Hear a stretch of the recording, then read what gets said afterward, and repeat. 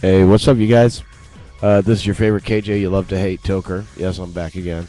So, today, actually, yesterday, I went out and I got a new MIDI controller. Now, we already have a MIDI controller down at Bamboo, and it's okay, but it doesn't, it looks like a piano with a bunch of knobs on it. It doesn't look too cool.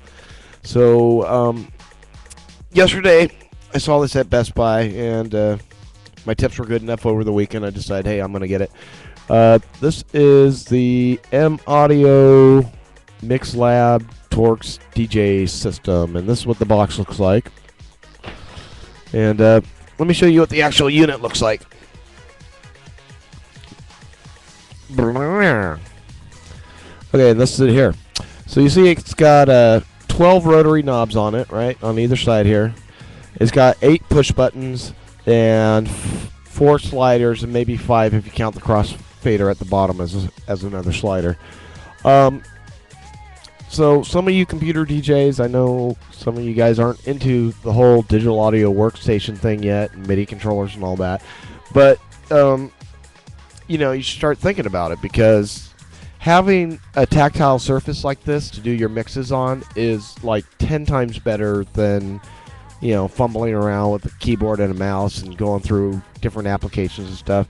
Because once you have like your volume on your mixing application set to a MIDI control, then you don't need that window on top anymore. You can minimize it, and you can still control your mix with real tactile buttons and responses and stuff. So so when I got this thing yesterday, I just plugged it in. I didn't have to install any drivers or anything.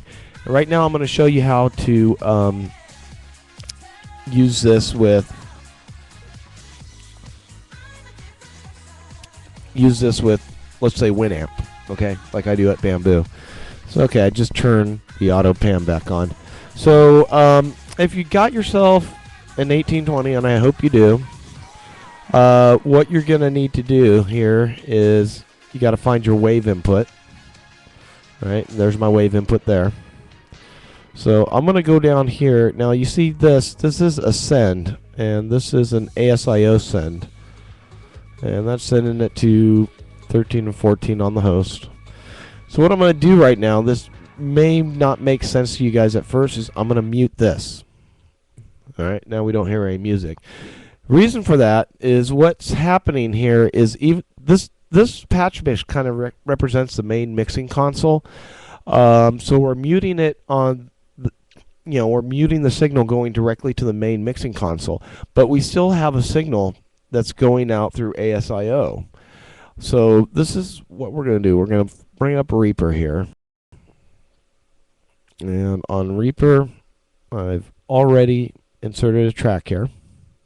I'm going to remove this track. Let's just delete it so we can start all nice and fresh. I'm going to go to Insert New Track, right? And now I'm going to ARM Recording. And right now it's set to Dock A, which is my microphone. So let's set that to Wave. Stereo input. We go down here to Wave. Bam. And you may notice we still don't hear anything. And our VU meters here are, pumping along. So I'm going to slide this all the way down. The reason we don't hear anything is because of this little icon here. Record monitoring, and right now it's set to off, so we're going to set that to on. You notice how when we slide that up, we hear music. When we slide it back down, we don't hear anything. So there's 2 ways of controlling volume and MIDI control in Reaper. One way is to go into your preferences and assign a MIDI control to a track slider, and it's a bunch of minutia to go through. The easier way is just to use an effects and then tie the MIDI controller to the effects. So what we're going to do here, click on effects, and down in the filter list I type in vol for volume, and JS utility volume. That's all we need.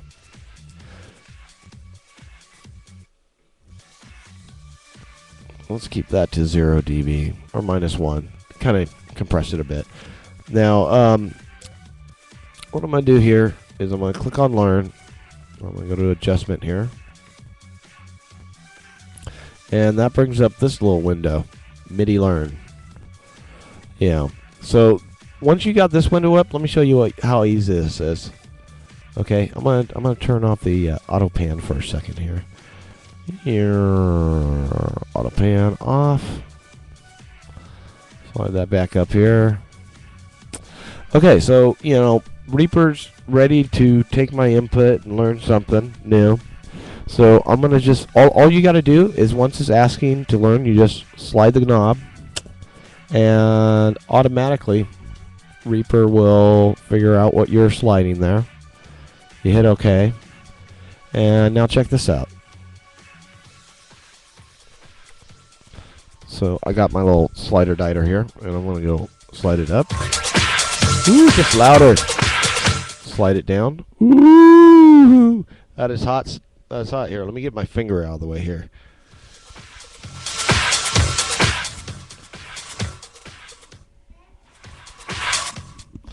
Okay, and that's just really basic using MIDI controllers and a digital audio workstation like Reaper. Let's unmute some stuff here, because I was really digging on that music. There we go.